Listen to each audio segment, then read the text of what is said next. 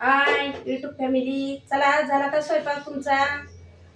मी आता सुरुवात करते बघा. आज बनवणार आहे शेवगा. त्यासाठी हे बघा शेवगा एवढा चिरून घेतलेला आहे. पुढची तयारी सर्व केलेली आहे. कांदा, टोमॅटो आणि डाळ भिजत घातली होती बघा कोमट पाण्यात. थांबा मला दाखवते. हे अशा पद्धतीने मी तयारी केलेली आहे.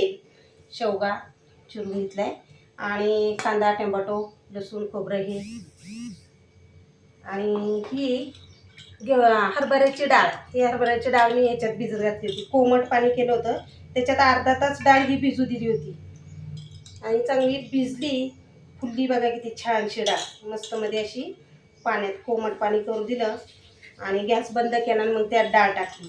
मग अशी डाळ भिजवून टाकली ना म्हणजे पटकन डाळ शिजली जाते. हो, किती छान फुलली आहे, मस्त भिजली. अर्धा तास भिजत घातली होती मी कोमट पाणी करून. कोमट पाणी करून छान डाळ चांगली भिजवून घेतली होती. आणि हे कांदा, टोमॅटो, लसूण, खोबरं ह्याची पेस्ट केली, टेचलं खलबत्त्यात आणि कोथिंबीर. चला म्हणलं आज करावा शेवगा. आता श्रावण महिन्यात सर्व हिरव्या भाज्या खायच्या.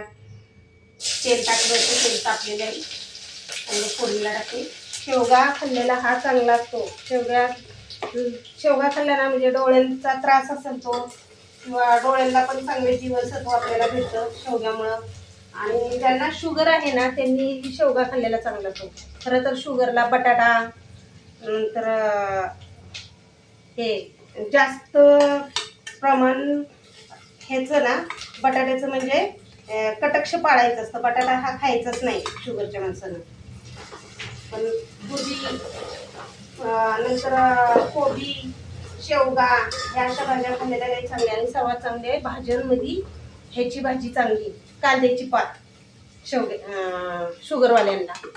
चला तांदूळ धुवून आता भाजून लावते. तांदूळ धुवून आणून दिले होते माझ्या मुलानं, त्यामुळे कुकर लावला आता बघा. आणि कांद्याची पात खाल्ली ना म्हणजे चांगली असते. मी कांद्याची पात जास्त प्रमाणात खायची, हे मी सांगत होते शुगरसाठी. आणि सर्वच भाज्या चांगल्या खायला, बीट वगैरे. मग चला म्हणलं आज शेवग्याचं कालवण बनवायचं. काल हे गेले होते तिकडं बाहेर, त्या माणसाबरोबर त्यांनी शेवग्याच्या शेंगा घेऊन आले. झाडाच्याच ताजे शेवग्याच्या शेंगा चांगल्या भेटल्यात काल आणल्या होत्या. म्हणून आज म्हणलं चला शेंग्याचं कालवण बनवावं. आणि चण्याची डाळ टाकून छान होतो. चण्याची डाळ टाकून पण बनवायची, नाहीतर मग मुगाची पण डाळ टाकून छान शेवगा होतो.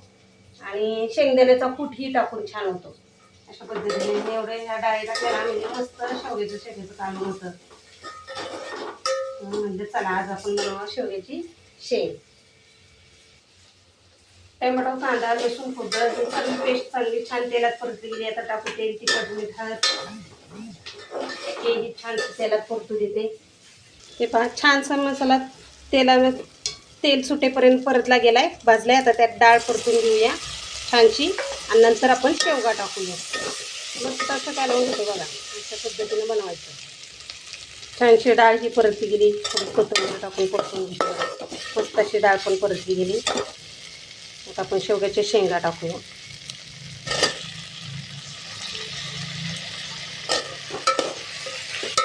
तेही छानसं परतून घेते. तेलात चांगलं परतायचं, मसाला चांगला भाजू द्यायचा. आणि गरम पाणी ठेवलं आहे तिकडं बघा, गरम पाणी ठेवलं आहे पातेल्यात. छान पाणी पण तापले, पाण्याला उकळी आली. कुकर लावला आहे भाताचा, इथं कालवून फोडणीला टाकते. मस्त अशा शेंगाही परतल्या गेल्या तेल, मीठ, तिखट ह्याच्यात मसाल्यात छानशा. आता आपण याच्यात पाणी ओतून घेऊया. गरम पाणी ओतल्यामुळे शेंगाही पटकन शिजतील आणि इंधनही आपलं कमी जाणार, म्हणून मी गरम पाणी केले. हे पा गरम पाणी ओतायचं. झालं अशा पद्धतीनं कालवण. अशा पद्धतीने कालवण टाकलंय बघा शेवग्याचं फोडणीला. आज आहे शेवग्याच्या कालवणचा बेत. आणि शेवग्याच्या झाड आहे ना त्याची पानं जी आहेत का नाही, ती ही कवळी पानं घेऊन त्याची ही भाजी छान होती शेवग्याच्या पाल्याची. माझी बहीण बनवती, ती मुंबईला आहे ना बघा, ती बहीण बनवती. ती बनवायची. शेवग्याचा पाला कवळा कवळा असा असला की तो कवळा पाला घेऊन त्याची भाजी छानशी अशी एक ना एक पानं सुलून घेऊन शिजवून त्याचा पिळा काढून पाणी त्याच्यातलं पिळून ती भाजी एक छान असते. त्यामुळे शेवगा खाल्लेला डोळ्यांना आणि शरीराला खूप चांगला असतो. शेवग्यापासून खूप फायदे असतात. मग ते पाल्याची पण मला एकदा भाजी करायची शेवग्याचा पाला आणून शानी, मग त्यावेळेस ती ही भाजी मी दाखवते. माझ्या बहिणीमुळं मी ती शिकली. शेवग्याच्या पाल्याची भाजी खातात ही मला माहिती आहे. त्याला मग आता भाकरी टाकून घेते की मग झाला आपला स्वयंपाक. आता भाकरी करायला घेते. हे पाच कालवण तेवढा आता शिजत ठेवले, कुकर लावलाय. आता इथं भाकरी टाकून घेते, पटकन भाकरी टाकते आता. अशा पद्धतीने झाला आजचा माझा स्वयंपाक. तुमचा झाला का? तुम्ही काय बनवलं आज? आज तुम्ही काय बनवलं? कालवण. चला मग ह्या पद्धतीने आज स्वयंपाक उरकला मी. नाश्त्याला बनवले होते पोहे, नाश्ता झाला आमचा. आता हे दुपारचं जेवण टाकलं टाकल्या की झालं. तर पुढचे कामं मग कपडे धुवायचे, भांडी येत, अजून भरपूर कामे, सगळी कामं मग आता करून घ्यायची. तर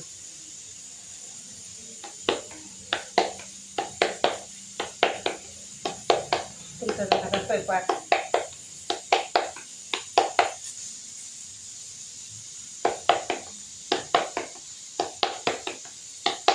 पटपटाचं घेऊ कुशाने झालं काम.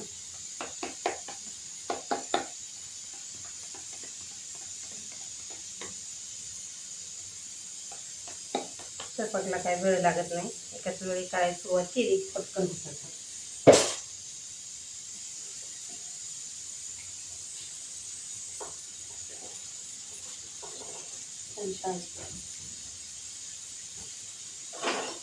भाकरी बनवते जरा.